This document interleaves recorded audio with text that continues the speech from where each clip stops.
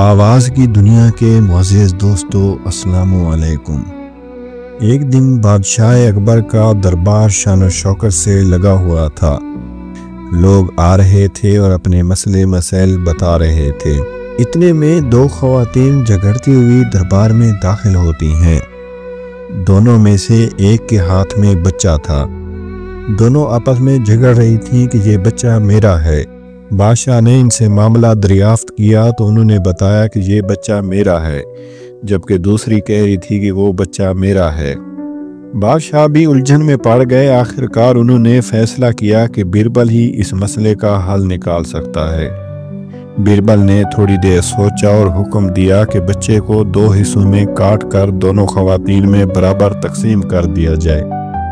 بیربل کے اس فیصلے پر دربار میں سب حیران رہ گئے، لیکن ان میں سے ایک عورت چیخی اور فوراً بولی کہ خدا کے لیے ایسا نہ کریں، میں اپنے بچے کو دوسری عورت کے حوالے کرنے کے لیے تیار ہوں، بس اسے نقصان نہیں پہنچنا چاہیے۔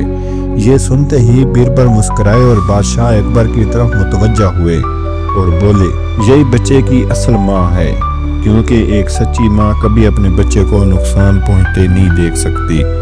یہ سن کر بادشاہ اکبر نے فوراً بچہ اس عورت کے حوالے کر دیا اور دوسری عورت کو سزا دی۔